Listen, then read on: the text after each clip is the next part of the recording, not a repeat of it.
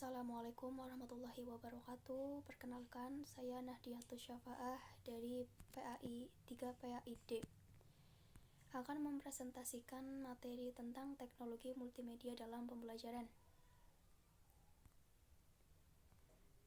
Teknologi multimedia sendiri merupakan semua jenis perangkat teknologi yang membuat kita mampu mengirimkan informasi, mengubah informasi menjadi pengetahuan melalui rangsangan skema kognitif dan memanfaatkan kekuatan belajar indera manusia. Menurut Piaget, teknologi disusun oleh dua kerangka konseptual yang berbeda. Yang pertama, dukungan teknologi atau semua jenis perangkat teknologi, seperti contohnya papan induk, display, perangkat video, audio, basis data, dan sebagainya. Yang kedua ada isi, atau disampaikan dengan perangkat teknologi multimedia, contohnya seperti kunjungan museum, biaya tiket, nama penulis, dan gambar. Dimensi berbeda dari teknologi multimedia dalam belajar dan mengajar. Ada dua kerangka yang lebih luas untuk memahami kontribusi teknologi multimedia dalam belajar mengajar. Yang pertama, mengajar di tempat dan pengajaran jarak jauh. Keduanya disebut e-learning atau pembelajaran elektronik. Dengan pembelajaran elektronik atau e-learning ini dapat menggunakan aplikasi teknologi multimedia secara lebih mandiri dan bertanggung jawab daripada dilakukan selama pelajaran di kelas. Yang kedua ada pembelajaran pasif dan interaktif. Perangkat pasif sendiri mempunyai arti yaitu perangkat yang hanya digunakan oleh guru untuk meningkatkan kekuatan penjelasan pengajar. Sedangkan perangkat teknologi multimedia interaktif dapat mengubah isi terkini sesuai dengan perilaku peserta didik dan dapat memilih untuk mengubah isi sesuai dengan minat dan tingkat mereka sendiri. Proses pembelajaran pada pembelajaran e-learning. Menurut Mayer dan Galliani, menggunakan aplikasi teknologi multimedia dalam pendidikan memungkinkan untuk mendorong proses belajar karena ada beberapa bukti bahwa orang belajar akan lebih cepat dan mendalam bila melalui kata-kata, gambar, animasi, dan suara, bila dibandingkan dengan kata-kata saja.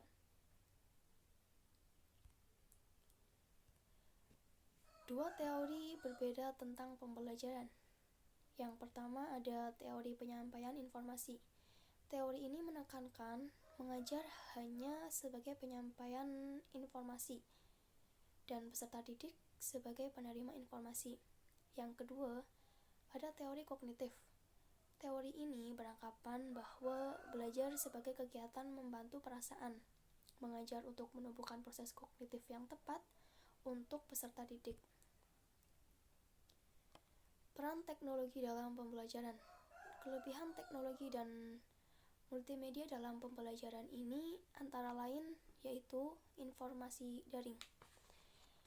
Informasi disajikan melalui internet, di mana peserta didik dapat mengakses informasi yang sama di saat yang bersamaan.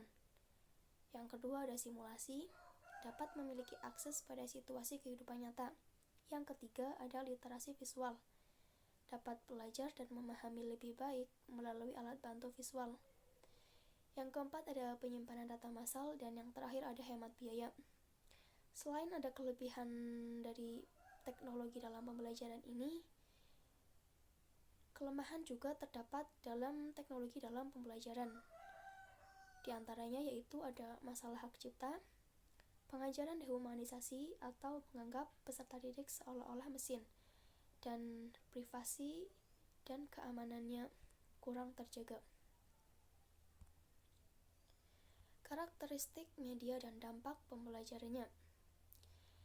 Media cetak dan teks. Cetak telah menjadi media yang dominan hingga saat ini dalam pendidikan. Dan peserta didik jarak jauh secara tradisional menghabiskan sebagian besar waktunya belajar secara mandiri, sehingga menggunakan bahan cetak saja. Menurut Bates, cetak adalah salah satu teknologi satu arah yang biayanya rendah. Cetak ini juga relatif tidak interaktif, tidak responsif, dan pasif. Yang kedua ada grafis dan tampilan statis. Grafis dan tampilan statis ini dapat meningkatkan motivasi pengguna untuk hadir. Tanggapannya cepat, membantu mengingat dan membantu dalam pengembangan pemikiran serta pembentukan konsep tingkat tinggi. Yang ketiga ada suara dan musik. Suara dan musik dapat membantu mengingat, membantu retensi, meningkatkan motivasi dan mengarah pada pembentukan konsep dan pemikiran tingkat tinggi. Dan yang terakhir ada video dan animasi. Video dan animasi ini dapat meningkatkan motivasi karena lebih menarik dan layak dengan dukungan video. Perangkat authoring multimedia. Menurut Vaughan, mendefinisikan perangkat authoring sebagai alat perangkat lunak yang dirancang untuk mengelola elemen multimedia dan menyediakan interaksi pengguna. Perangkat authoring multimedia atau aplikasi multimedia pendidikan ini dapat pula dibagi menjadi 4, yaitu yang pertama, aplikasi berbasis teks. Aplikasi berbasis teks ini contohnya seperti Microsoft Multimedia Viewer dan Adobe Acrobat. Kedua perangkat ini dapat menyediakan peninjau konten untuk memandu pembaca melalui jaringan informasi dan memungkinkan mengimpor dokumen pengolahan kata yang ada. Yang kedua ada aplikasi interaktif. Aplikasi ini sepenuhnya perangkat multimedia yang mampu menangani semua format media serta menyediakan interaktivitas dengan pengguna. Yang ketiga ada aplikasi web. Aplikasi multimedia atau web browser dapat merupakan aplikasi media pendidikan dengan tujuan memberikan informasi kepada audiens pada area geografis yang luas. Browser atau web ini mampu mengambil informasi dari seluruh dunia melalui internet dalam bentuk teks, grafik, suara, dan film. Yang terakhir ada aplikasi telepon seluler atau smart. Aplikasi seluler adalah perangkat lunak yang berjalan di perangkat seluler dan melakukan tugas-tugas tertentu untuk pengguna ponsel.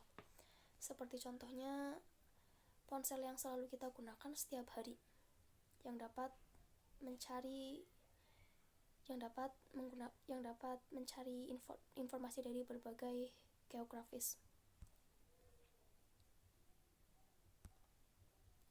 Sistem authoring. Sistem authoring adalah program yang memiliki elemen yang sudah diprogram untuk pengembangan judul perangkat lunak multimedia interaktif.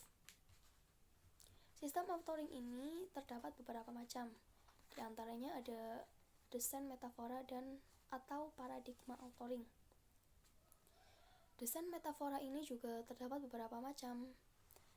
Salah satu yaitu di antaranya yang pertama, paradigma scripting. Paradigma scripting adalah metode authoring yang paling dekat dengan bentuk pemrograman tradisional. Yang kedua, ada paradigma scripting atau berbasis kartu.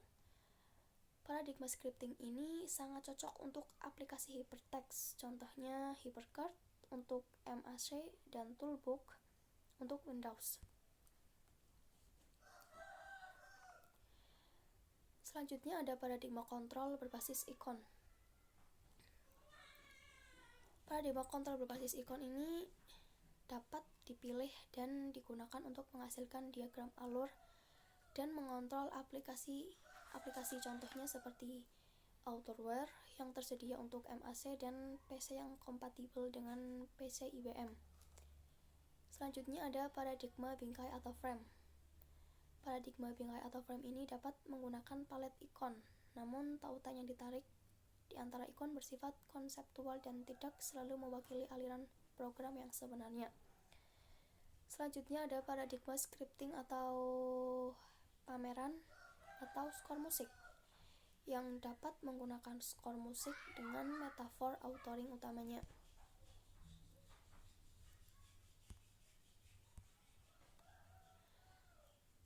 Selanjutnya ada paradigma objek hierarkis. Paradigma objek hierarkis ini dapat menggunakan metafora objek. Paradigma keterkaitan hipermedia menunjukkan hubungan konseptual antar elemen. Paradigma penandaan dapat menggunakan tag dalam file teks. Dan yang terakhir ada paradigma berbasis waktu.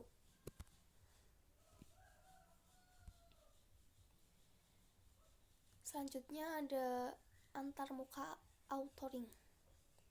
Antarmuka authoring juga terdapat beberapa macam, yaitu diantaranya yang pertama, metafora slideshow. Setiap layar presentasi dilihat sebagai objek slide, contohnya seperti PowerPoint Microsoft dan Freelance Lotus. Yang kedua ada metafora buku. Metafora buku merupakan aplikasi yang dianggap sebagai buku yang berisi banyak halaman yang dapat memuat sejumlah objek multimedia dan yang interaktivitas. Yang ketiga ada metafora garis waktu. Metafora garis waktu dapat bekerja dengan diagram skala waktu dan menempatkan objek dan peristiwa pada skala waktu dalam hubungan yang benar. Contohnya Macromedia Director dan Macromedia Action. Dan yang terakhir ada metafora ikon. Metafora ikon ini dapat menyeret ikon dari palet ikon ke tempat kerja untuk membentuk garis aliran ikon. Ikon-ikon ini mempresentasikan objek dan kejadian yang akan terjadi sesuai urutan susunan ikon. Contohnya seperti ImTouch Author dan Macromedia Authorware.